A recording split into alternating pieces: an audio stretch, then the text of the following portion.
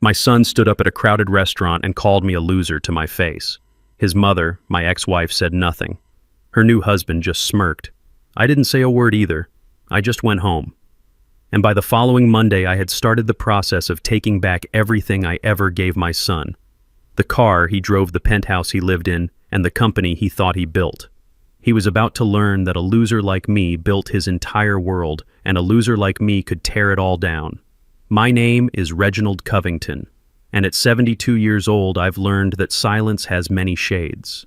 There's the silence of peace, the silence of understanding, and the most dangerous silence of all, the one you use to muffle the roar inside. That night at a restaurant called the Gilded Fork, I was using the third kind. This place was Richard Lawson's territory. He was my ex-wife Brenda's new husband. Everything about it was polished and tastelessly expensive, from the crystal chandeliers that hung like glass jellyfish to the clinking of silver against porcelain. Richard chose it, of course. It was a stage, and tonight it seemed I was the main attraction. My old suit, a Hart Schaffner Marx I'd owned for 20 years, was perfectly tailored and immaculate, but it felt out of place in this sea of silk and cashmere. It was a suit of quality, not of flash. And in my son Andre's world, there was no room for anything that didn't flash. I could feel his eyes on me and those of his wife, Brittany. They weren't looking at me. They were assessing me. Every time I took a sip of water, I saw Brittany's brow furrow slightly, as if the way I held my glass was further proof of my failure. Andre was busier. He was performing. He leaned back in his velvet-upholstered chair, one arm draped casually over the back, the other swirling a glass of red wine. It was a gesture he'd copied from Richard. "The company is exploding," Richard Andre announced, his voice loud enough for the next table to glance over. "We just closed our second round of funding. Investors are lining up. Brittany's right, it's probably time I upgrade the 5 series to a 7 series. Brittany let out a little glassy laugh. "You deserve it, honey. You've worked so hard." I remained silent. I knew all about that second round of funding. I knew exactly where every single dollar came from, and it certainly wasn't from the line of investors Andre was imagining. Brenda, my ex-wife, sat there with a tight smile plastered on her face. She had changed. 5 years with Richard had worn away the practical woman I once knew, replacing her with a pale imitation who worried if her handbag was last season. She looked at Richard with an adoring gaze, as if he had personally invented success. "Our son is brilliant, isn't he, Reggie?" she asked, turning to me, but it wasn't a question.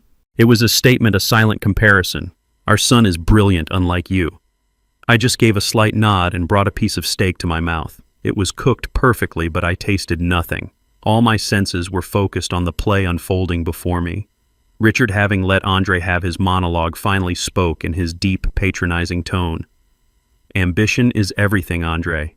Your father Reggie is a good man, a fine engineer, but he lacks that spark. He builds things for other people, never an empire for himself. In this world, if you're not building, you're being buried." It was an insult wrapped in a backhanded compliment, a technique men like Richard perfected. Andre nodded eagerly, like a devout follower hearing a sermon. "Exactly. I've tried to explain that to Dad so many times. The importance of taking risks, of building a personal brand. But he just talks about savings and safe investments. It's so dated." Dated was the word he used. Last time it was cautious. The time before that, traditional. The words changed, but the contempt never did. The dinner continued a steady stream of boasts. Andre talked about their penthouse apartment with its city views, their upcoming vacation to Bali, the new watch Brittany had bought him. Every story was a stone thrown into my silence. I was the wall they were bouncing their achievements off of just to hear the sound they made. Finally, as dessert was served, a 7-layer chocolate cake that likely cost more than my monthly utility bill, Richard signaled the waiter. "The check, please. On my account." He said it casually, but his eyes flickered toward me. Another performance of power. That was the breaking point. Andre, maybe from the wine or maybe just high on his own arrogance, suddenly stood up. His chair scraped harshly against the floor. A few diners at nearby tables turned to look. "See?" Andre said, his voice ringing out in the opulent room. He gestured from Richard to me. "That's the difference. Dad, you're a loser. You've spent your whole life in that dusty old house on those dirty construction sites." Then he turned to Richard, his voice full of admiration. "Richard is not. He's a winner." The air went thick. Brittany nodded smugly, as if her husband had just spoken a great truth. Brenda stared down at her plate, her silence a final act of betrayal. Even the people at the next table quickly looked away, their feigned ignorance a testament to my public humiliation. I looked directly into Andre's eyes. For a split second, I saw a flicker of the little boy I taught to ride a bike, a hint of regret. But it was buried too deep beneath layers of designer clothes and entitlement. I said nothing. The rage I expected to feel never came. In its place was a cold, sharp clarity, a terrifying certainty. It was over. The final thread had snapped. Slowly, I placed my white linen napkin on the table beside my untouched cake. I stood up. My chair made no noise. My movements were deliberate, measured. I glanced at Brenda, at Richard, and finally at Andre. Then, without a word, I turned and walked out of the restaurant. The heavy wooden door closed behind me, cutting off the sound, leaving them to their hollow victory. I didn't have to say anything. My actions were about to speak for me. The air outside was cold, but it cleared my head. I didn't hail a cab. I walked. The wealthy Atlanta neighborhood slowly gave way to the quieter, more familiar streets of my own. My house stood under the shadow of an old oak tree, a solid 2-story brick home I'd designed and helped build myself 30 years ago. It wasn't flashy. It was durable. Like me. Inside, everything was in order. The smell of old mahogany and the paper from the books lining my shelves filled the air. This was my sanctuary, a world away from the phoniness I had just left behind. I didn't turn on the television. I didn't pour myself a drink. Anger clouds judgment, and tonight I needed to be colder than ice. I went into my study. It was a small room, but everything in it had a purpose. On the walls were blueprints of bridges and buildings I had helped create. Real things. Things that last. On a corner of the desk there was a silver-framed photograph.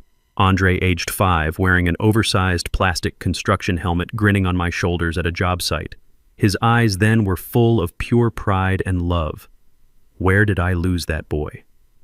The question hit me not as a sharp pain, but as a dull, weary ache that had been building for years. I had been too quiet. I had hoped my unconditional love would be enough. I was wrong. Unconditional love does not mean unconditional sacrifice. Tonight, the sacrificing ended. I sat down in my worn leather chair and turned on my old, slightly slow but reliable Dell desktop. The screen glowed, illuminating my impassive face. I didn't browse the web or check my personal emails. My fingers moved with practiced ease, opening an encryption program I'd installed years ago. I typed in a long password, a string of letters, numbers, and symbols that no one else on Earth knew. A simple interface appeared on the screen with a list of folders. Their names were meaningless unless you knew what they really were. Covington Holdings, LLC, Oakwood Properties, LLC, AC Tech Solutions. Seed Funding Agreement Project, BMW 7 Series. Lease Contract, Richard Lawson, Consulting. Payment Schedule. Each name was a thread, an invisible thread I had used to weave the world my son now lived, in the world he thought he had created himself. It was like being the engineer of a bridge. You can't see the rebar hidden deep inside the concrete, but without it, the entire structure would collapse. Tonight, I was going to begin a structural integrity test. I opened a secure email client. The recipient was already saved. Alicia Warren, a brilliant attorney, a friend I trusted with my life. Alicia wasn't just my lawyer. She was the architect of the financial fortress I had quietly built. She knew every brick, every number. The email I wrote was short. No pleasantries, no long explanations. She would understand. Subject initiate Sunset Protocol. Body Alicia. We need to meet. Tomorrow morning, your office. 8 a.m. Begin the dissolution process for all assets related to AC and associated parties. Priority 1, the vehicle. Reggie. Sunset Protocol was the name we had given it years ago, a contingency plan for a day just like this. A day when the sun would set on an empire built on a lie. I hit send. A soft whoosh echoed in the silent room. It was done. The first domino was now perched at the edge of the table. I felt no satisfaction, no glee. I just felt a strange, quiet calm. The calm of an engineer who knows his design is about to undergo its final definitive test. I had built Andre's life. Now it was time to see if he could stand on his own once I took the scaffolding away. Alicia Warren's office was on the 45th floor of a glass tower that overlooked Centennial Park. It was the kind of place that smelled of success, a mixture of expensive leather and freshly brewed coffee. But it never intimidated me. In many ways, I had helped build it. Alicia greeted me not with a handshake, but with a familiar, weary smile and a heavy ceramic mug. "Morning, Reggie," she said, her voice calm and steady. "I made the coffee the second I got your email. Black, no sugar. The way you drink it when you mean business." She was right. For 20 years, Alicia had been more than my lawyer. She was my strategist, my confidant, the keeper of my secrets. She was the only person on earth who knew the full extent of the financial fortress I had built. I took the mug, the heat warming my cold hands. "Thank you, Alicia." She gestured to one of the plush leather chairs opposite her enormous oak desk. She didn't sit behind it in her seat of power. She sat in the chair next to mine, making us equals. "I'll be honest, Reggie," she said, her sharp eyes studying my face. "When I saw the subject line, Sunset Protocol, my heart sank. I always hoped it was a plan we'd never have to use. I hoped he'd figure it out." I took a slow sip of the dark, bitter coffee. It tasted like resolve. I looked out the window at the sprawling city below, a city I had helped shape with steel and concrete. "So did I." "Alicia," I replied, my voice low and even. "But the sun has officially set. It's time to turn off the lights." Alicia nodded slowly, her expression turning from concern to the focused, sharp look of a master chess player seeing the board clearly. "All right, Reggie, walk me through it. I know the legal structures we built, but I need to hear the human part." What was the final straw? I stared into my coffee mug, seeing the reflection of the man my son had called a loser. He said the word Alicia. He said it out loud in public. He called me a loser and called Richard, Brenda's new husband, a winner. And Brenda just sat there and let him. I looked up from the mug and met her eyes. He believes it. He honestly believes the world he lives in is one he created. Today we begin the process of showing him the truth of the foundations he's standing on. Alicia leaned forward, all business now. "Let's review the assets. Let's start with the heart of his so-called empire, AC Tech Solutions." I let out a long, slow breath. Andre always had ambition. I began, my voice a low rumble. I'll give him that. He had big ideas, big dreams. He wanted to be the next Steve Jobs, the next tech mogul from Atlanta. But he had no discipline, no patience, and no money. He came to me about 6 years ago with a half-baked proposal for a software company. It was full of buzzwords and projections that had no basis in reality. I knew if I gave him the money directly, he'd burn through it in a year and learn nothing. I paused, remembering the hopeful, greedy look in his eyes that day. He didn't want a father's guidance. He wanted a bank. So I decided to give him one, just not in the way he expected. I told him I couldn't help that my money was tied up in safe, boring retirement funds. He was so disappointed. He called me old-fashioned. Alicia picked up the narrative, her legal mind filling in the details. And that's when you came to me. We set up the silent trust funded with $2 million based in Delaware for maximum anonymity.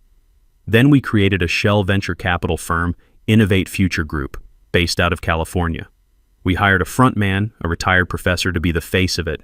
As far as Andre knows, he was discovered by a group of forward-thinking West Coast investors who saw his genius. I nodded. He was so proud. He flew to San Francisco, pitched his idea, and walked out with a check. He never once questioned why it was so easy. He thought it was his destiny. He never stopped to wonder who truly owned Innovate Future Group. And the ownership structure of AC Tech Solutions reflects that Alicia continued pulling up a file on her tablet. 60% of the shares are held by Innovate Future Group, which is wholly owned by your anonymous trust. 20% are held by Andre as CEO, and the other 20% are reserved for future employees. You have complete controlling interest, Reggie. He isn't the owner of that company. He is its highest paid employee, and his board of directors is for all intents and purposes you. Next, we move to the symbols of his success. The car, I said the words tasting like ash, the BMW 7 Series. He had to have it. He said it was essential for projecting success to clients and investors. My boy, who used to be happy with a well-maintained Ford, was now convinced the German engineering of his car was a reflection of his own worth. Another easy one, Alicia said, swiping on her screen. He tried to get a lease in his own name, but his personal credit was too thin, so he had the company lease it for him. Or so he thinks. Explain, I said, though I knew the answer perfectly. The lease isn't with AC Tech Solutions, she clarified. It's with a separate entity we created for asset management, Covington Holdings LLC. We presented it to Andre as a third-party fleet management company that AC Tech Solutions would contract with for executive vehicles. He signed the paperwork without a second thought, happy to get his shiny new toy. The contract explicitly states that the vehicle is provided for the use of a designated employee of AC Tech Solutions. The moment he is no longer an employee, the car is no longer his to use, I finished. The irony was corrosive. My holding company, a name he wouldn't even recognize, was providing the chariot for my winner son. He was driving my car paid for with my money, all while calling me a failure. Finally, we came to the biggest piece, the foundation of it all. The penthouse, I said softly. Alicia's expression softened for a moment. This one always felt different, Reggie. It was, I admitted. This was about Brenda as much as it was about Andre. After she left me for Richard, she became obsessed with appearances. She filled Andre's head with the idea that where you live defines who you are. He and Brittany searched for months for the perfect apartment, something that would make their friends jealous. They found the penthouse at the Oakwood. The Oakwood was a beautiful pre-war building that had recently been renovated, a perfect blend of classic architecture and modern luxury. Andre fell in love with it. He told me about it, complaining that it was just out of his price range. He asked if I could help with the security deposit. I told him no, I said to Alicia. I told him it was reckless to live beyond his means. Alicia smiled faintly. And what you didn't tell him was that you had bought the entire building 3 years prior. It was an undervalued asset in a neighborhood that was about to gentrify, I explained, the old engineer in me taking over. The numbers made sense. I purchased it through another LLC, Oakwood Properties. It was a good, solid investment. It was brilliant, Alicia corrected. When Andre applied for the penthouse, the landlord, a property management firm we hired, contacted him with a special offer. They said they were looking for a high-profile tenant like a tech CEO to add prestige to the building, and they were willing to offer him an employee incentive lease. His rent is virtually zero. He just pays the building fees. He signed it, bragging for weeks that the landlord was so impressed with him that he got the deal of a lifetime. He never read the fine print, I said. No one ever does, Alicia confirmed. The fine print, of course, states that the incentive lease is contingent on his continued employment with AC Tech Solutions. It also states that the property management firm can terminate the lease with 72 hours notice for any breach of contract, and the contract defines a breach as anything that might bring the building's name into disrepute.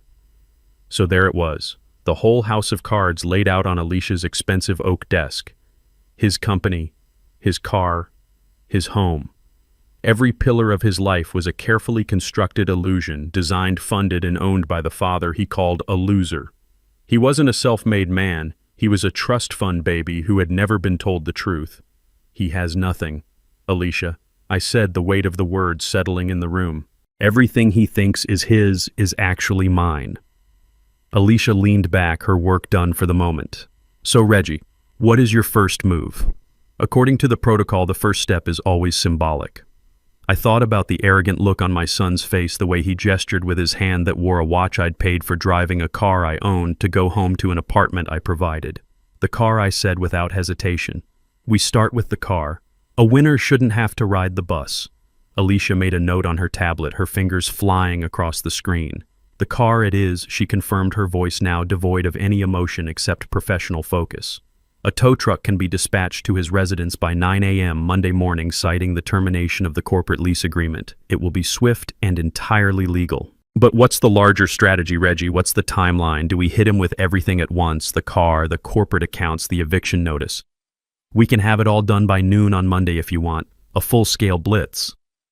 I shook my head slowly, looking past her out at the skyline I knew so well. No, I said. That's not the way. That's destruction. That's revenge. And this isn't about revenge. What is it about? Then, she asked gently. I turned my gaze back to her, trying to find the right words. I thought about my life's work, about the physics of structures and the integrity of foundations. When you need to bring down a building, Alicia, you don't just set off dynamite at the base. That's messy, unpredictable. It sends shrapnel everywhere and hurts innocent people. It's an act of pure destruction. I leaned forward, my hands clasped in front of me. A true engineer, a builder, does it differently. You perform a controlled demolition. You dismantle it piece by piece. You remove the fixtures first, the shiny things that catch the eye. Then you take out the windows, his view of the world. Then you carefully remove the floors one by one until all that's left is the empty frame and the bare foundation. I don't want to destroy my son, Alicia. I want to dismantle the false life he's living. I want him to stand on the cold, hard foundation of reality and finally understand what it takes to build something real for himself. Alicia listened, her eyes never leaving mine. She understood. She wasn't just my lawyer, she was the daughter of a carpenter. She knew the language of building and breaking, a controlled demolition. She repeated, a new understanding dawning in her expression. It's legally cleaner, too. Each action is a separate, justifiable corporate or property management decision. No single action can be construed as a coordinated personal attack. It's airtight. Exactly, I said. So we start with the car on Monday. The symbol of his status, we give him a day to feel that loss, to feel the inconvenience. Then on Tuesday, you freeze the corporate accounts. You cut off his power. Let him feel what it's like when the well runs dry. And Richard Lawson's consulting payments along with it. Let the winner feel the pinch too. I took a deep breath before delivering the final instruction. Then on Wednesday, when he's confused and powerless, you deliver the eviction notice. You take away his security, one piece at a time. Let him feel each wall come down. Let him understand the value of each thing as he loses it. A heavy silence settled in the room. This wasn't a plan born of anger. It was a curriculum, a harsh, painful curriculum. Alicia simply nodded. I understand the lesson plan, Reggie. I'll prepare the necessary documents immediately. I stood up, my old bones aching with a weariness that had nothing to do with age. I had made the decision. Now I just had to live with it. Thank you, Alicia. I walked to the door, then paused with my hand on the handle. Let it begin, I said, my voice barely a whisper. Let the lesson commence. The rest of that week was perhaps the quietest of my life. After leaving Alicia's office, I felt a strange sense of peace settle over me. The decision had been made. The plan was in motion. There was nothing left to do but wait for the gears to turn. I spent Friday and Saturday in my garden. My rose bushes needed pruning, a task I usually enjoyed, but now took on with a new solemn purpose. My hands, calloused from a lifetime of work, moved with practiced precision. Snip, a dead branch fell away. Snip, an overgrown shoot that was taking nutrients from the main stem. I thought about what I was doing. Gardening is an exercise in ruthless compassion. You can't be sentimental about the parts of a plant that are weak or diseased. If you let them grow, they will eventually poison the whole bush. You have to cut them back sometimes almost to the stalk to give the plant a chance to grow back stronger, healthier. You do it not out of anger, but out of a desire for the plant to reach its full potential. My son was a magnificent plant that had become overgrown with the weeds of entitlement and arrogance. I was just the gardener doing the hard, necessary work. On Saturday afternoon, my phone buzzed on the small wooden bench beside me. I picked it up. Andre's name glowed on the screen. A week ago, my heart would have leaped. I would have answered immediately, ready to absorb whatever casual disrespect he threw my way just to hear his voice. Now I simply looked at his name. I watched it flash again and again, a desperate digital cry. Then I placed the phone face down on the bench and went back to my roses. An hour later, it buzzed again. This time it was Brenda. I didn't even bother to look. Her silence at the dinner table had been her answer. My silence was now mine. That evening I sat in my worn leather armchair, a place I had spent countless hours reading. I wasn't reading a thriller or a mystery. I was rereading a biography of Ulysses S. Grant, not the general but the president, a man who was quiet, underestimated, and constantly battling the corruption of those around him. I came across a passage about his steadfastness, his ability to absorb blows and criticism without flinching all while focusing on the larger strategic goal. He wasn't flashy. He was solid. He dealt not in opinions, but in outcomes. I closed the book and thought about the word Andre had used. Loser. He saw my quiet life, my modest home, my old car, and he saw a man who had lost at the game of life. He never saw the foundations. He never understood that the loudest person in the room is often the weakest. He, Brenda, and Richard were playing a game of checkers, making loud, obvious moves. They never realized I was playing chess, quietly positioning my pieces for a checkmate that was decided 10 moves ago. Sunday was even quieter. I attended church, the same one I'd been going to for 40 years. I listened to the sermon on accountability and consequence. I felt a sense of clarity, not guilt. I was holding my son accountable. I was delivering the consequences he had earned. After the service, I spent the afternoon in my workshop sanding down a piece of old oak, the rhythmic motion calming my soul. The phone remained on the kitchen counter, silent now.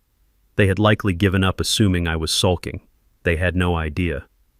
As dusk fell, I sat on my back porch watching the sun dip below the horizon, painting the Atlanta sky in shades of orange and purple. The air grew cool. The weekend was over. My final quiet weekend before the storm. I thought of the name Alicia, and I had given the plan the Sunset Protocol. It was fitting. The sun was setting on my son's life as he knew it. And tomorrow morning with the dawn, his harsh, necessary education would begin. I felt no joy, only a profound, heavy certainty. The lesson was coming. I spent my weekend in quiet contemplation. My son, as I would later piece together from a series of frantic voicemails and tearful confessions, spent his in a cacophony of self-congratulation. While I was pruning my roses, he was on the phone with one of his friends, laughing as he drove his BMW down the highway, the city skyline blurring past his window. "Dude, you should have seen his face," Andre had said, his voice booming through the car's Bluetooth speakers. I finally just told him the truth. Called him a loser right to his face. Yeah, he just got up and walked out. Total drama queen. What's he gonna do? You know, he'll get over it. He always does. He'll call in a week acting like nothing happened. He saw my lifetime of patience not as a gift, but as a weakness. He saw my silence not as a warning, but as surrender. That evening, while I was reading about President Grant, Andre and Brittany were in their penthouse scrolling through a website for luxury watches on Brittany's tablet. She had pointed to a gold one with a diamond bezel. "Should I get it, babe?" she'd asked. "It's a little extravagant." Andre, I was told, had scoffed. "Of course you should. We deserve it." Especially after the way my dad acted at dinner. Honestly, I think we need to treat ourselves after that embarrassment. In his mind, he was the victim. My quiet departure was an act of aggression against him, a social faux pas that required retail therapy to overcome. He had no capacity to see his own cruelty. His world was a mirror, and all it showed was his own reflection. He had even called Richard, seeking praise for his brave performance. Richard, ever the opportunist, had supplied it in abundance. "You did the right thing, Andre," the man had said, his voice smooth as oil. "Sometimes you have to set firm boundaries with people from a different generation. People who don't understand the mindset of a winner." "Thanks, Richard." Andre had replied, his voice full of a warmth he hadn't used with me in years. "It's just good to finally have a real role model to look up to." A real role model. A man whose entire consulting business consisted of a single inflated contract with a company I owned. The irony was a bitter pill. Andre had finished that weekend looking out the vast window of his apartment, the city lights spread out beneath him like a carpet of jewels. He was on top of the world he believed he had built. He likely thought of me, the old man in his dusty house, and felt a pang of what he probably mistook for pity. He probably thought, "He'll come around. He has to. He's got nothing else." But he was wrong. I did have something else. I had a plan, and the time for waiting was over. It was Sunday night, 10 p.m. The weekend was done. My house was dark except for the single lamp that cast a warm glow on the oak desk in my study. The quiet in the house was different now. It was no longer the calm after a decision, but the tense electric silence before a storm. The fuse had been lit on Friday, and it had been burning slowly, silently all weekend. Now it was nearing the powder keg. I wasn't pacing. I was sitting in my leather armchair, the biography of Grant resting in my lap, my eyes closed. I was listening, waiting. At precisely 10:01 p.m., a soft chime echoed from my old Dell computer, an email notification. I didn't rush. I took a deep breath, placed my book carefully on the side table, and rose from my chair. I walked to the desk, the wooden floorboards creaking softly under my weight. The screen was bright in the dark room. A single new email sat in my inbox. The sender was Alicia Warren. The subject line was simply "Update." I moved the mouse and clicked it open. The body of the email was stark white, containing only 6 words standing alone in the center of the screen like a military command. I leaned in the reflection of the glowing text visible in my glasses. The first domino has been pushed. Monday morning dawned bright and obnoxious sunlight streaming through the floor-to-ceiling windows of the penthouse and glinting off the polished chrome of their espresso machine. For Andre, the world felt perfect. The weekend had been a triumph. He had finally put his father in his place, asserting his own status as the family's new alpha. He felt powerful, a feeling amplified by the expensive Italian suit he was putting on and the sleek black BMW 7 Series that was waiting for him in the reserved parking spot in the garage below. Brittany was humming as she applied her makeup, a small, satisfied smile on her face. "Are you sure you don't want me to drive you today, honey?" she asked, looking at his reflection in the mirror. "We could take the Benz. I have that spa appointment at 11. Andre chuckled, adjusting his tie. "Nah, I've got a lunch meeting with some new potential clients. I need to roll up in the Beamer. You know how it is. Image is everything." He leaned in and kissed her on the cheek, the scent of her expensive perfume filling his senses. "Besides," he added, his voice dropping to a conspiratorial whisper, "I think we've earned the right to show off a little. We're winners, remember?" She giggled and swatted him playfully. "Go on, get out of here, you big shot." Feeling on top of the world, Andre grabbed his leather briefcase and headed for the private elevator that went directly to the residence garage. The ride down was smooth and silent. The doors opened to a pristine, well-lit space. And there it was. His car. It wasn't just a car, it was a statement. Long, low, and gleaming under the fluorescent lights, it was the physical embodiment of his success. He clicked the fob and the car chirped, its angel eye headlights flashing a welcome. But as he walked toward it, he noticed something was wrong. A large, grimy-looking tow truck was parked directly behind his BMW, its yellow hazard lights flashing rhythmically, casting an ugly, pulsating glow on the polished concrete floor. A man in greasy blue overalls was kneeling by his rear tire. Andre's good mood evaporated instantly, replaced by a surge of irritation. "Hey!" he barked, his voice echoing in the garage. "What the hell do you think you're doing? This is a private garage. You can't park here." The man in overalls stood up slowly, wiping his hands on a rag. He was big, with a weathered face and a completely neutral expression. He didn't look impressed. He didn't look intimidated. He just looked tired. "You, Andre Covington?" he asked, his voice a gravelly monotone. "I am," Andre snapped. "And you're about to get your rust bucket towed if you don't move it in the next 10 seconds. You're blocking my car." The man didn't move. Instead, he simply gestured with his thumb toward the back of the BMW. "No, sir, I'm not blocking your car. I'm here to repossess it." The words didn't register at first. They were so absurd, so out of place in his perfect world that his brain refused to process them. He actually laughed, a short, incredulous bark. "Repossess it? You must be joking. This car is paid for. It's a corporate lease. You've obviously got the wrong car, pal." The driver just sighed, as if he'd had this exact conversation 1,000 times. He pulled a clipboard from the cab of his truck and held it out. Work order says black BMW 7 Series license plate, 8 Kilo Victor 391. Belongs to a Mr. Andre Covington. "That you..." Andre's face flushed with anger. This was humiliating. "Yes, that's me, but there's been a mistake. A stupid mistake. Who sent you AC Tech Solutions? Because I own that company and I can assure you we haven't missed a payment." The driver pointed a greasy finger to a line on the work order. "The order's not from AC Tech, sir. It's from the title holder, a company called Covington Holdings, LLC. Andre stared at the name. Covington Holdings. It meant nothing to him. A surge of relief washed over him, followed by renewed fury. "See, I told you. I've never heard of that company. It's a clerical error. Now get your truck out of here before I call security and have you arrested for trespassing." The driver just shook his head, a flicker of something like pity in his eyes. "Sir, I've got a legally executed repossession order. If you have a problem with it, you need to call the leasing company." He turned his back on Andre and started attaching a heavy chain to the undercarriage of the BMW. The sound of metal clanking against metal was like a physical blow. "Hey, get your hands off my car!" Andre shouted, his voice cracking with rage. He pulled out his phone, his hands shaking so much he could barely unlock it. He found the number for the leasing company and jabbed the screen. Brittany was going to be late for her spa day. He was going to be late for his meeting. This was a disaster. After an excruciatingly long series of automated menus, A calm female voice finally answered. Premier Executive Leasing, this is Sarah speaking. How can I help you? My name is Andre Covington, he said through gritted teeth. You have made a massive mistake. You sent a tow truck to repossess my car, a BMW 7 Series. I need you to call it off right now.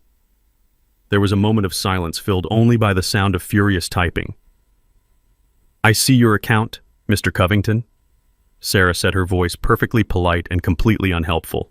Yes, the BMW 7 Series. It looks like the repossession order was issued this morning at 8:05 a.m. I know it was issued. I'm telling you it's a mistake, Andre was practically shouting into the phone. The tow truck driver was now lowering the lift, preparing to hoist the front wheels of his beautiful car off the ground. I'm not seeing any mistake in the system, sir, Sarah continued, her tone unchanging. The lease agreement was terminated by the owner of the vehicle, Covington Holdings, LLC. I've never heard of Covington Holdings, he yelled. The lease is through my company, AC Tech Solutions. I can see that AC Tech Solutions was the authorized user, sir, she said calmly. But Covington Holdings, LLC is the legal owner and lessor of the vehicle. As the owner, they have the right to terminate the lease at any time per Section 4, Paragraph B of your agreement. We are simply the administrators. His mind was reeling. It made no sense. He felt a wave of dizziness. This is insane. Put me through to someone at Covington Holdings, then I'll clear this up. I'm sorry, sir, Sarah said, and for the first time he detected a note of finality in her voice. We don't have a public contact number for that entity. All communications are handled through their legal representatives. We have fulfilled our legal obligation by acting on their request. This matter is now closed on our end. Closed. It's not closed. The front wheels of the BMW were now off the ground. The car, his symbol of power and success, was hanging there, helpless and pathetic. Is there anything else I can help you with today, Mr. Covington? Sarah asked, as if she were asking if he wanted fries with his order. He was speechless. The injustice of it all choked him. He heard a click, and the line went dead. She had hung up on him. He looked up from his phone, his face a mask of disbelief and impotent rage. The tow truck driver was in his cab, starting the engine. The powerful diesel engine roared to life, drowning out all other sound. Andre was left standing there in his $1,000 suit and his shiny Italian shoes, utterly powerless. He watched as the truck slowly, carefully pulled his car out of the parking spot. He watched it being dragged backwards up the ramp, its rear wheels scraping meekly against the concrete. He watched as the symbol of his entire identity was hauled out of his private garage and into the harsh light of day, disappearing from his life forever. The yellow lights flashed one last time before the truck turned the corner, and then there was only silence. He was left alone in the garage with an empty parking space and the faint smell of diesel fumes. The first pillar of his world had just been violently ripped away. If the loss of his car on Monday was the first tremor, the main earthquake was scheduled for Tuesday morning. The second domino was not about status. It was about power. It was about money. I spent my morning peacefully reading a book on my porch, but I knew that across town, my son's world was being systematically dismantled, starting with the most public of humiliations. Andre arrived at the gleaming glass tower that housed his office nearly an hour late. He was flustered and furious, having been forced to take a $100 Uber across town during rush hour. He was determined to project an air of calm control to show his employees that nothing was wrong. His first stop was the artisan coffee shop in the lobby of his building, a place where he was a well-known regular. He always made a show of it, buying coffee and pastries for his executive team, a king dispensing favors to his court. He strode to the counter, cutting in front of the line with a dismissive wave. "Morning, Chloe," he said to the young barista. "The usual for the team, 6 large lattes, 4 cappuccinos, and a box of your best pastries. Put it on the AC Tech account." He handed her the sleek black corporate credit card. It was a card with no spending limit, a symbol of his absolute authority. The barista smiled and ran the card. A moment later, her smile faltered. An awkward beep echoed from the machine. "I'm sorry, Mr. Covington," she said, her voice a little too loud in the suddenly quiet cafe. "It's been declined." Andre stared at her as if she'd spoken in a foreign language. "What? That's impossible. Run it again. Your machine is probably acting up." She ran it again. The same beep, the same apologetic look. "Declined," she repeated. People in the line behind him were starting to stare, their morning routines interrupted by this small, delicious drama. He could feel their eyes on him. He, Andre Covington, the tech wonderkind, couldn't buy a round of coffee. His face turned a deep, blotchy red. "This is ridiculous," he hissed, snatching the card back. "There must be an issue with the bank's network." He fumbled for his personal wallet, a desperate attempt to save face. He pulled out a handful of cash, all he had on him, and slammed it on the counter. "Here, keep the change." He turned on his heel and stormed out of the coffee shop, leaving the box of pastries and the tray of unmade coffees behind. He didn't want them anymore. The gesture of generosity had become a badge of shame.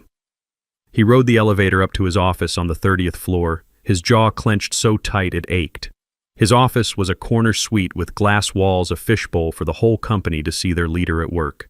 He sat down heavily in his ergonomic chair, the anger giving way to a cold knot of anxiety in his stomach. He needed to fix this. Now. He opened his laptop and navigated to the company's internal financial portal. This was his dashboard, his control panel. From here he could see everything: cash flow, payroll, expenditures. He typed in his username and password. A red line of text appeared on the screen: "Access denied." He blinked. He must have mistyped.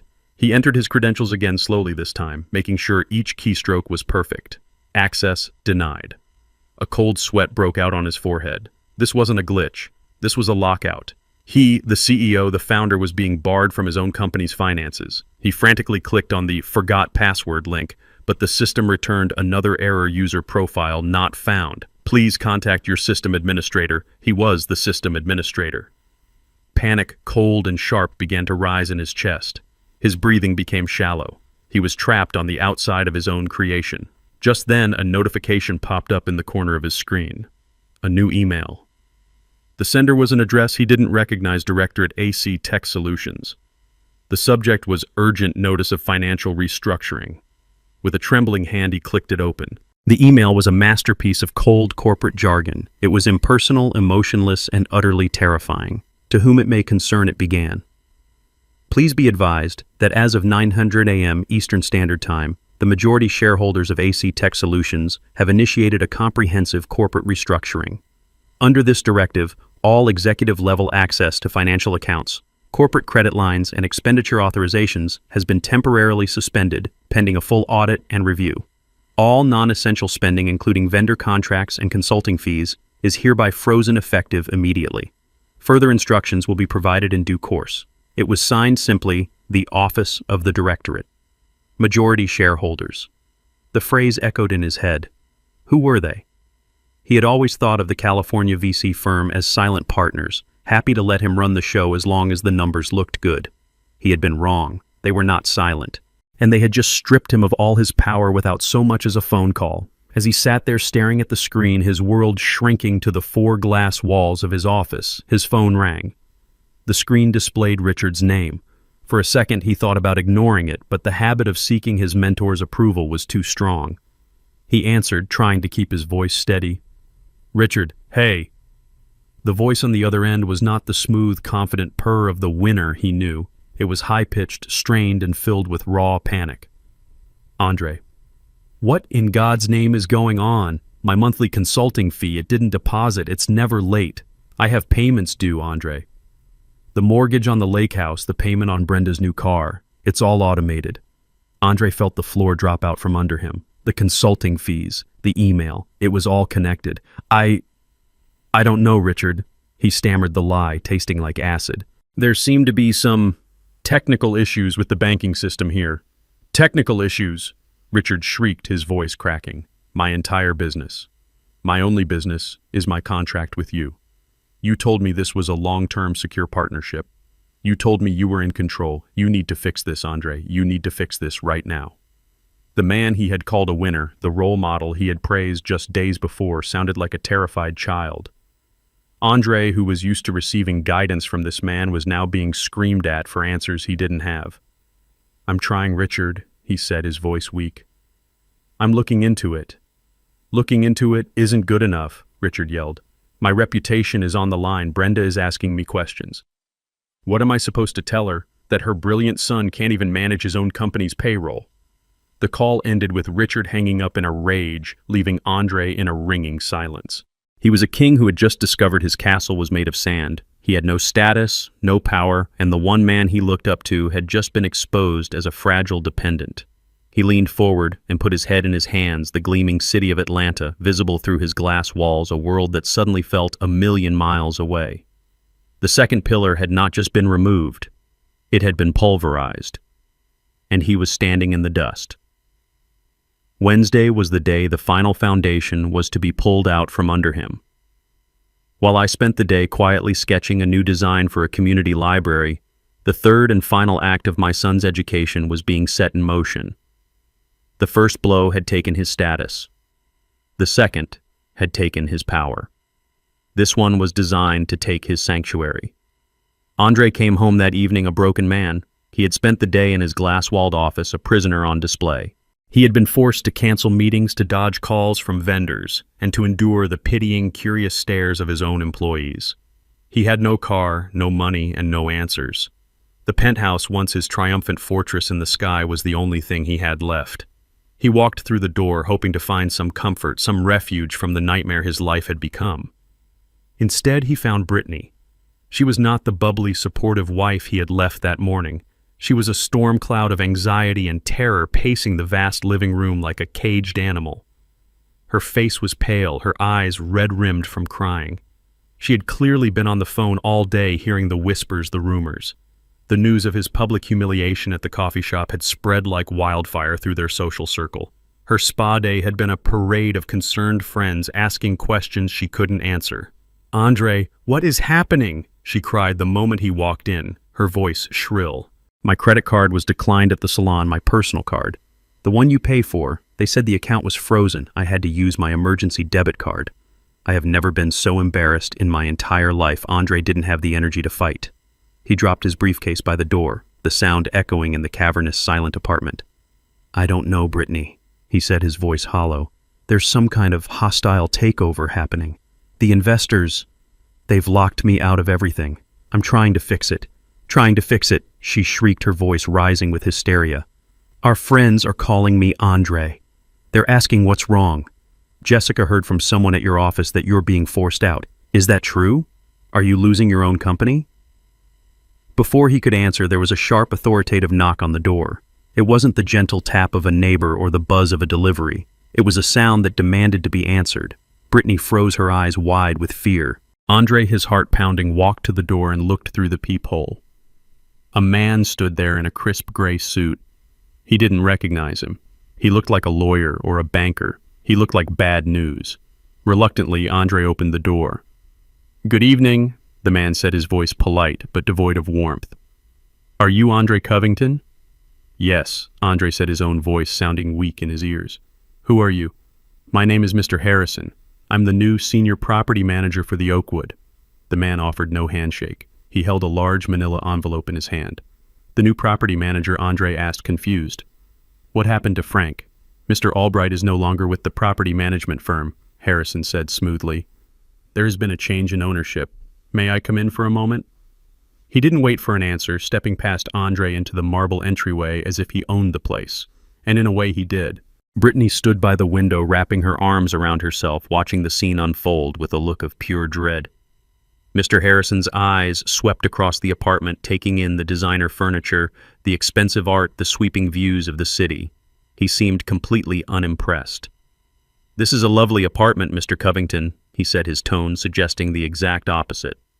"A premium unit, which is why it's so unfortunate that we have to discuss the matter of your tenancy."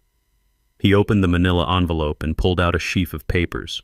"I am here to serve you with this," he said, holding out the document. "It is a formal notice of lease termination." Andre stared at the paper, then at the man's impassive face. He felt a strange floating sensation, as if this were happening to someone else.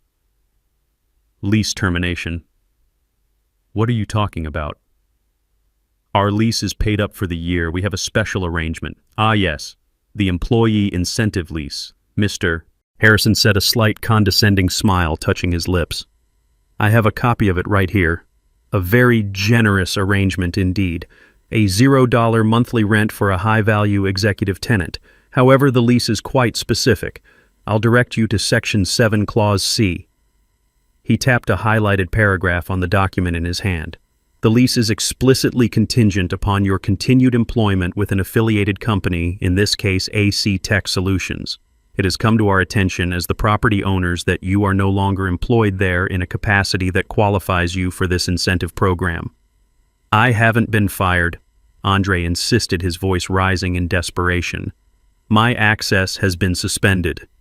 It's a temporary situation. Our legal department disagrees, Mr. Harrison said, his voice like ice. They have received official notification from the Directorate of AC Tech Solutions that your employment status has been fundamentally altered. As such, your lease is in breach of contract. The property owners are exercising their right to terminate the agreement. He finally handed the papers to Andre. You have 72 hours to vacate the premises. That is by 5 p.m. on Friday. 72 hours. The words hung in the air, deadly and absolute. Andre looked down at the document in his hand. It was cold, official, and filled with legal language he didn't understand. But he understood the conclusion. They were being kicked out. That's when Brittany finally broke. A choked, guttural sob escaped her lips. No, she whispered. No, no, no. The whisper grew into a wail. Vacate. Where are we supposed to go? All our things are here. My clothes. My shoes. This is our home. She turned on Andre. Her face twisted with a mixture of fear and pure rage. You did this, she screamed, pointing a trembling finger at him. You did this with your arrogance, your stupid fight with your father. You ruined everything. Brittany, stop it, Andre pleaded, but his words were drowned out by her hysteria. Stop it. I will not stop it. I gave up my career for you. I moved into this apartment for you. I built my entire life around your success, and you've thrown it all away because you couldn't just be a decent son. What are my parents going to say? What am I going to tell my friends, that we're homeless? Mr. Harrison watched the domestic drama unfold with the detached interest of a scientist observing insects. My work here is done, he said, turning to leave. A moving crew can be recommended if you require one. Please ensure all personal belongings are removed by the deadline. Any items left behind will be considered abandoned and will be disposed of. Good evening. He walked out, closing the door softly behind him, leaving them in the ruins of their beautiful, empty life. The silence that followed Brittany's sobs was more terrifying than the shouting. Andre stood there, the eviction notice clutched in his hand. His eyes scanned the document, searching for a loophole, a mistake, anything. And then he saw it. At the bottom of the page, under the signature of Mr. Harrison, was a line of small print. This notice is served on behalf of the legal property owners, Oakwood Properties, LLC.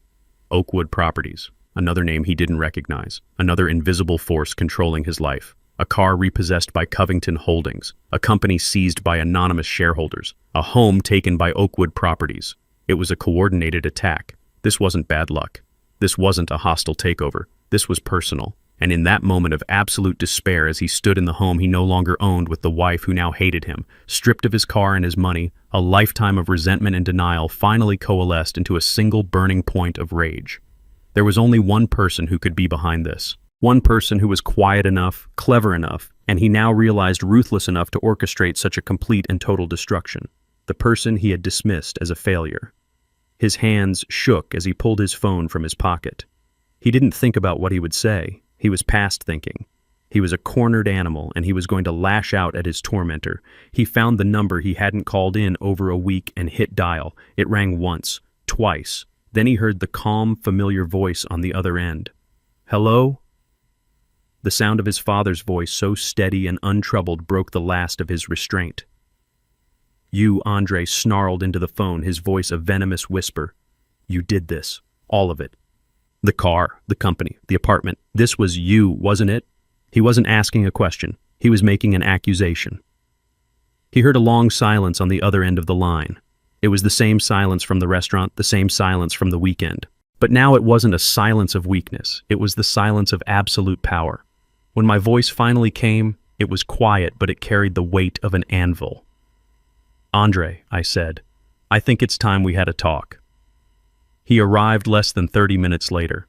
I heard the sound of a cheap Uber pulling up, the kind with a rattling engine and a driver who was talking too loudly on his phone, a far cry from the silent electric purr of his BMW.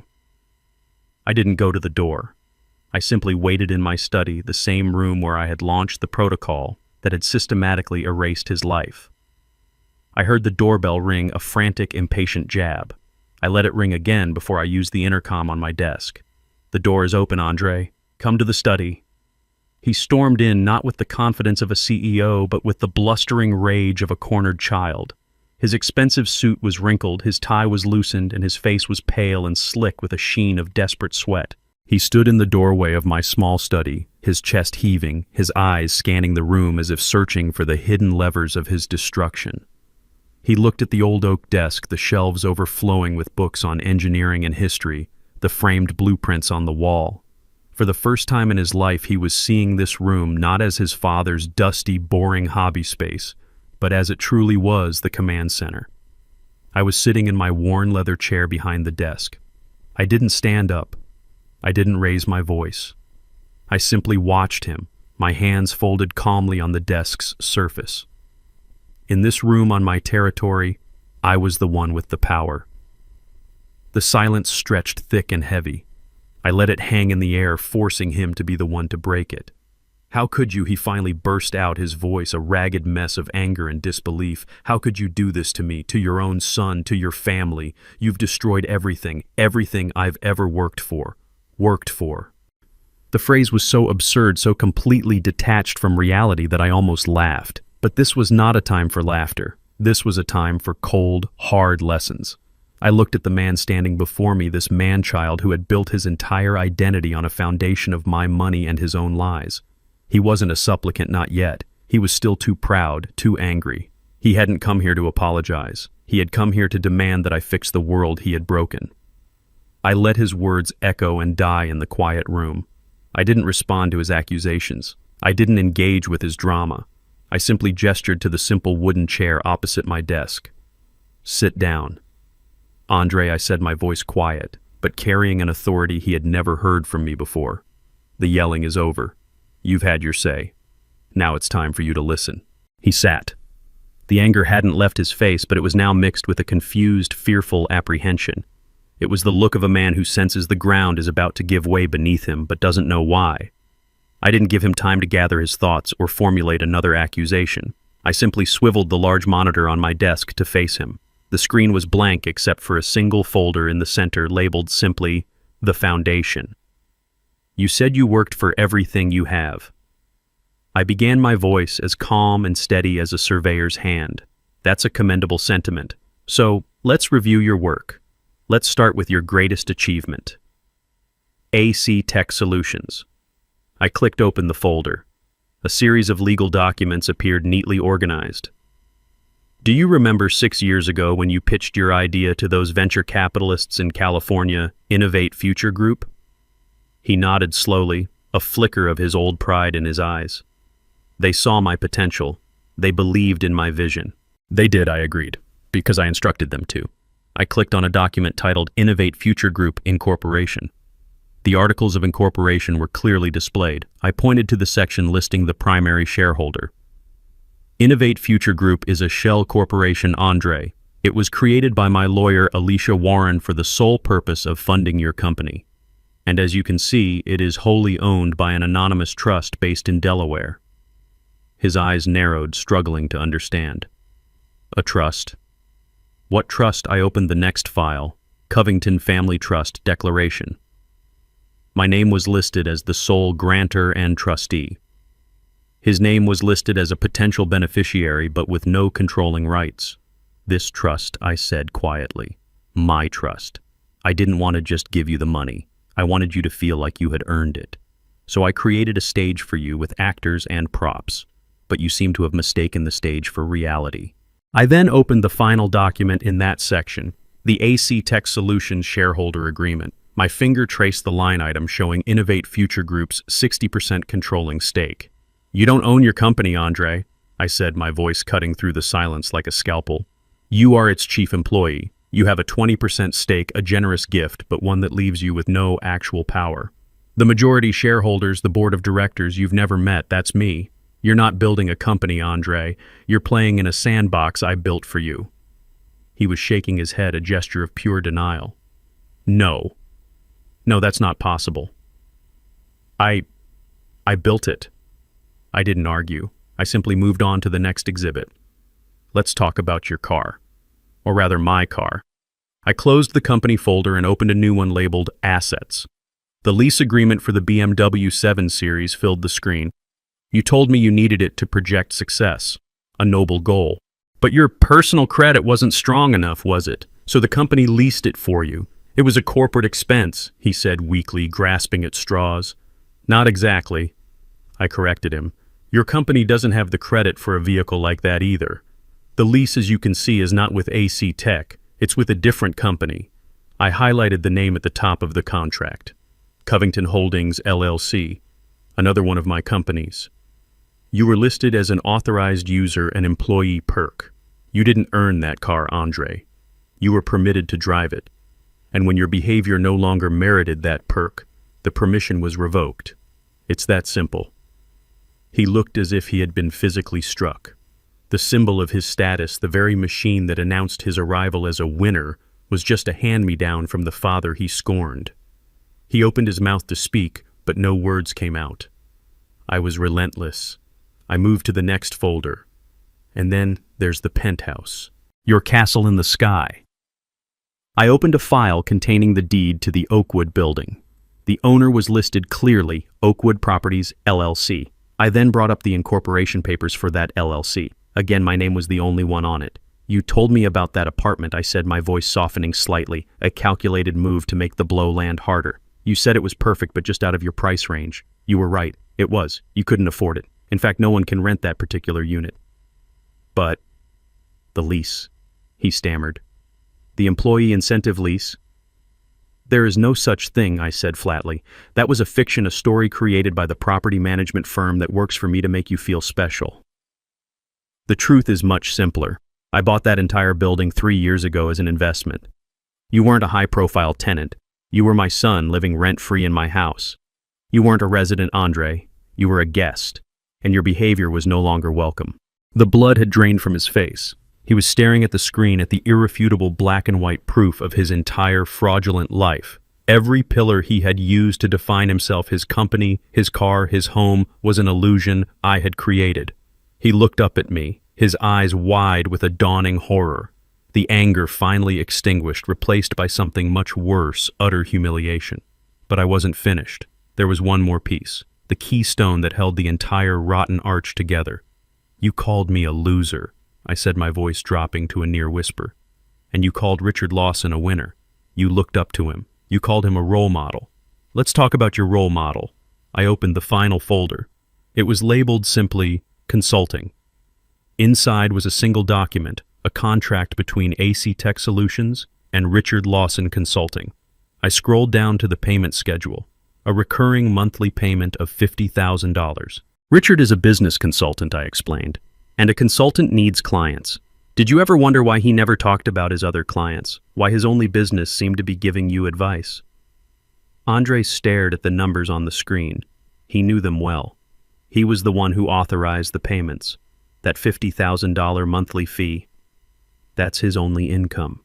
Andre, your company is his only client. And since your company is funded entirely by my money, I let the sentence hang in the air, letting him connect the final devastating dots himself. His eyes went wide. The realization hit him like a physical blow. He actually recoiled in his chair.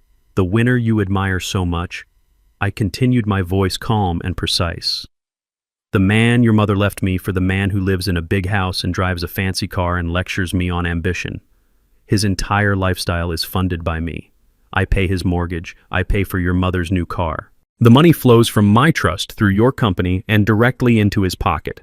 The winner your mother chose is on the payroll of the loser she left behind. That was it. That was the final blow. He made a small choking sound. The entire edifice of his life, his success, his heroes and villains, his identity, it all came crashing down in the silence of that small, dusty room. He finally understood. He wasn't a player in the game. He wasn't even a piece on the board. He was just the ball passed between hands, and he had never even known it. I leaned back in my chair and closed the laptop. The presentation was over. I didn't take anything from you, Andre, I said, my voice now gentle, the lesson delivered. I simply took back what was mine, A loser has to manage his assets carefully, you see. Now, for the first time in your adult life, you have the opportunity to become a real winner, all on your own. I stood up and walked out of the room, leaving him alone with the wreckage. I looked at my son, truly looked at him for the first time in what felt like a decade. The arrogant CEO was gone. The resentful child was gone. All that was left was a broken man sitting in a simple wooden chair in a dusty old study, stripped bare of all his illusions. There was no victory for me in this moment, only a deep, profound sorrow for the years we had lost for the boy who had gotten so lost inside the man. This final act was not about punishment, it was about purpose. He needed to understand why. I know this is hard to understand right now, Andre. I began, my voice softer now, the sharp edges of the lawyer and the strategist falling away, leaving only the father. And I know you hate me. You have every right to. But I need you to listen very carefully. This was never about destroying you. It was about destroying the lie you were living in. The man at that dinner table, that wasn't my son. That was a hollow shell, a puppet built from my money, and Richard's empty words, and your mother's obsession with appearances. I gestured around the room to the evidence of a life built with hands, not just with money. You've been living on a stage, Andre, playing the part of a successful man. All I did was take down the set. What you're feeling right now, this fear, this humiliation, this gut-wrenching emptiness, it's the first real thing you've felt in a very long time. This is the foundation. This is ground zero. This is where a man begins to build a life, not just pretend to have one. He looked up at me, his eyes pleading, perhaps expecting me to offer him a lifeline to tell him this was all just a temporary lesson. I offered him none. The trust I created for you still exists, I told him. Your name is still in it, but you will not see another dime of my money, not until you have proven you can build something of your own. Go get a job, Andre. A real job, not a title. It doesn't matter if it's waiting tables or working construction. Pay rent on an apartment you can actually afford, not one you can show off. Learn the value of $1 that you have earned with sweat and exhaustion. Learn humility. Learn respect. And most importantly, learn who you are when you have nothing. I stood up the old leather of my chair, groaning in protest. Maybe one day, years from now, you'll become the man I always hoped you'd be. Not a winner by Richard's definition, but a man of substance, a builder. A man who understands that his worth is not in what he owns, but in who he is. Until that day, you are on your own. With that, I slowly and deliberately closed the lid of my laptop. The soft click echoed in the silent room. It was the sound of a door closing, a chapter ending. The presentation was over. The lesson had been delivered. I turned and walked out of the study, leaving my son alone with the truth. I didn't look back. There was nothing more to say. I left Andre in the study, a ghost haunting the ruins of his own life. I didn't know where he went after that. I didn't ask. My part in that chapter of his life was over. The lesson had been delivered. Whether he learned from it or not was now entirely up to him. The days that followed were the quietest I had known in 30 years. The house felt lighter, as if a great oppressive weight had been lifted from its very foundations. There were no frantic phone calls, no passive-aggressive text messages, no manufactured family dramas that required my silent financial intervention. There was only peace. A week later, I was sitting on my back porch as evening settled over the neighborhood. The Georgia air was warm and thick with the scent of jasmine from the vine climbing the trellis beside me. I held a cool glass of iced tea, the condensation dripping onto the worn wooden armrest of my rocking chair. The chair moved back and forth in a slow, steady rhythm, a cadence of contentment. I wasn't waiting for anything. I wasn't anticipating a call or worrying about a problem. I was simply present. For the first time in years, my mind was not occupied with my son's manufactured crises or my ex-wife's insatiable desire for more. I was alone, but I was not lonely. The silence was not the silence of absence, but the silence of serenity. I thought about the word Andre had used at that dinner, the word that had set all of this in motion: loser. For years, I had allowed that unspoken accusation to define the terms of my existence. I had poured my life's work, my intelligence, and my fortune into a bottomless pit of his and his mother's ego, all in a desperate, misguided attempt to prove I wasn't what they thought I was. I had sacrificed my own peace to fund their chaotic lives. But sitting there listening to the crickets begin their nightly chorus, I realized the truth. I had never been the loser. I had been the host for a parasite. And now, I was finally free. I had completed my final project. It was not a bridge of steel or a building of concrete. It was the careful, painful demolition of a toxic family structure. And now, in its place, there was room for something new to grow. I didn't know what the future held for my relationship with my son, but I knew my own future was finally mine. The sudden jarring ring of my cell phone on the small table beside me felt like a violation of that newfound peace. I looked at the screen. It was Brenda.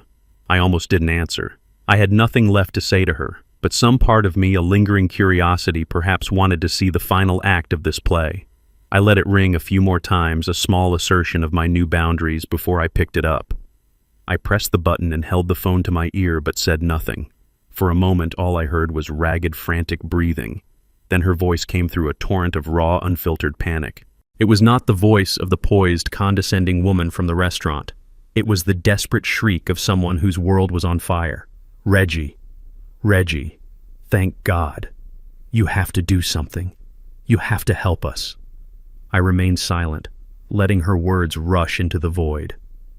It's Richard, she cried, her voice cracking with a sob that held no sadness, only terror. He's ruined. It's all gone. The consulting contract with Andre's company. It was everything. They terminated it. We got a notice from the bank this morning. They're foreclosing on the house. The lake house, Reggie. They're taking our house. I listened. My expression unchanged. I took a slow sip of my iced tea. And the car, my Mercedes. Richard leased it and the payments were tied to his business account. They're going to take it back. I have nothing. Reggie, do you hear me? Nothing. I went to the country club today and my membership was suspended. I can't live like this. This is not my life. Her voice rose to a hysterical pitch. This is your fault, all of it. This is because of what you did.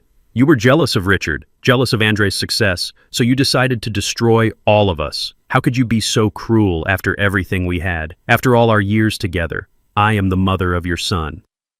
It was a stunning performance. In her version of reality, she was the victim. Richard was the victim.